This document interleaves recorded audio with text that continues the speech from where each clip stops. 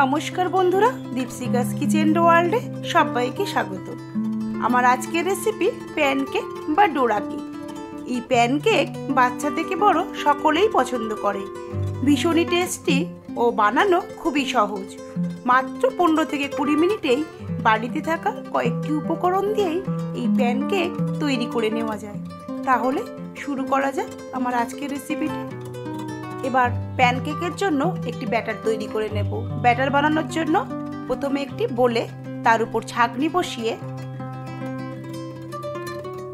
1 cup আমি আটা নিয়ে নেব। আপনারা চাইলে এখানে ময়দার ব্যবহার করতে পারেন।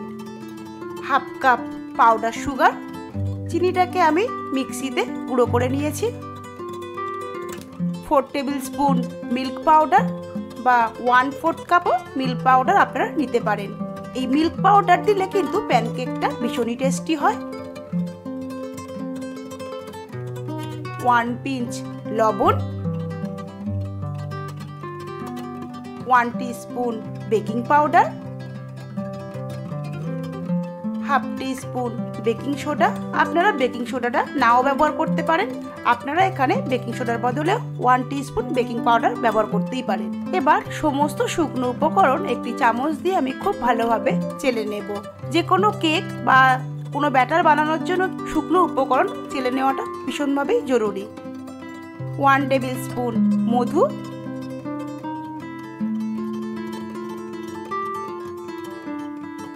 1/2 টিস্পুন ভ্যানিলা এসেন্স,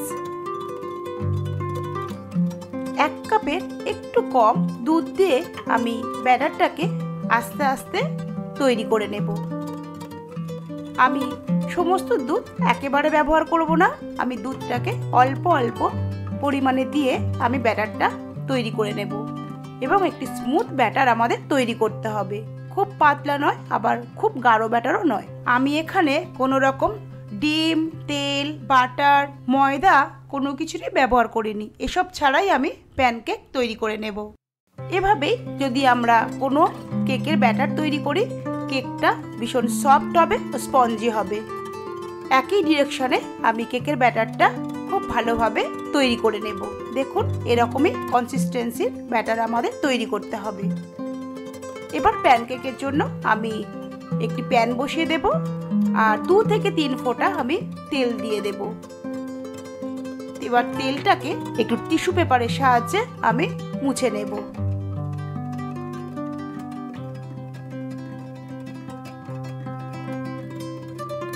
এবার 1 হাতা করে ব্যাটার আমি প্যানের মধ্যে দিয়ে দেব।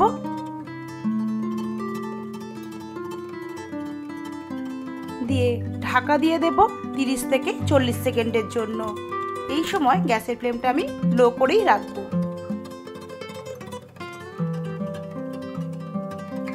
উপরে যখন বাবলস দেখা দেবে, আমি এই সময় প্যানকেকটা উল্টে আবারও 30 সেকেন্ড সেঁকে নেব।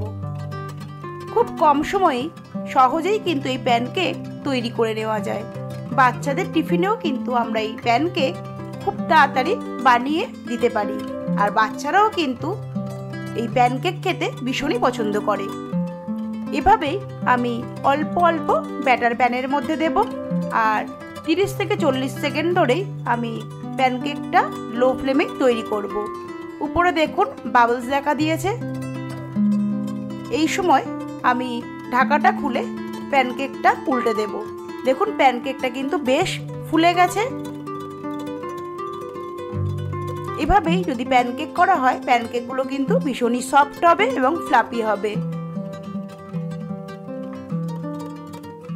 আমি একে একে সমস্ত প্যানকেক এভাবেই তৈরি করে নেব।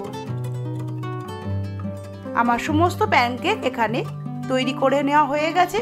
আপনারা এভাবেও সার্ভ করতে পারেন। এভাবেও খেতে কিন্তু বেশ টেস্টি হয়। তবে আমি এখানে মধু ও স্ট্রবেরির সাথে সার্ভ করব। আমি ওপর থেকে একটু মধু দিয়ে দেব আর স্ট্রবেরি দিয়ে আমি সার্ভ করব। দেখুন কতটা সুন্দর দেখতে লাগছে। দেখতে যেমন সুন্দর লাগছে, তেমনি খেতেও কিন্তু ভীষণই টেস্টি। এই প্যানকেক চকলেট স্প্রেডের সাথেও সার্ভ করা যায়। তবে আমি এখানে চকলেট স্প্রেডটা বাজার থেকে কিনে আনিনি, আমি এই চকলেট স্প্রেডটা বাড়িতেই বানিয়েছি। এই চকলেট স্প্রেড বানানোর জন্য 1 কাপ রোস্টেড চীনাবাদাম নিয়ে নিয়েছি। একটি মিক্সির জারে ঢাকা দিয়ে প্রথমে ভালোভাবে গুঁড়ো করে নেব।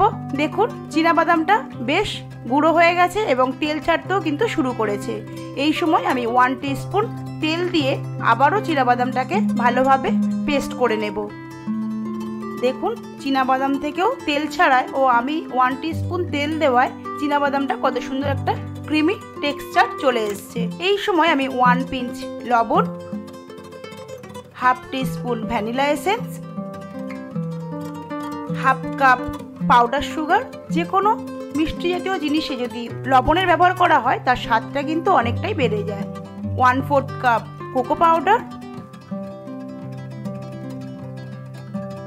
1 টিস্পুন রিফাইন অয়েল দিয়ে আবারও সবকিছু খুব ভালোভাবে আমি মিক্সিতে একটু ঘুরিয়ে নেব।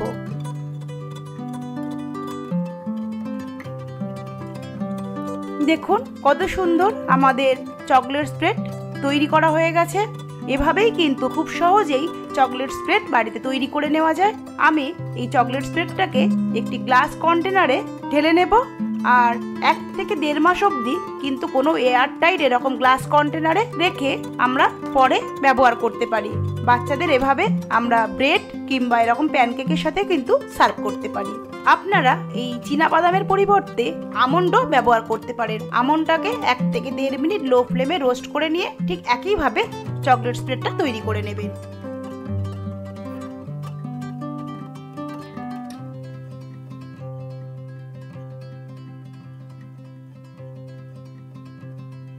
এভাবেই আমি প্যানকেকের মধ্যে চকলেট স্প্রেডটা উপর থেকে দিয়ে দেব, দিয়ে আমি সার্ভ করব। বাচ্চারা এই চকলেট স্প্রেড দেওয়া কিন্তু প্যানকেক খেতে ভীষণই পছন্দ করে, যা ডোরা কেক হিসাবেও জনপ্রিয়।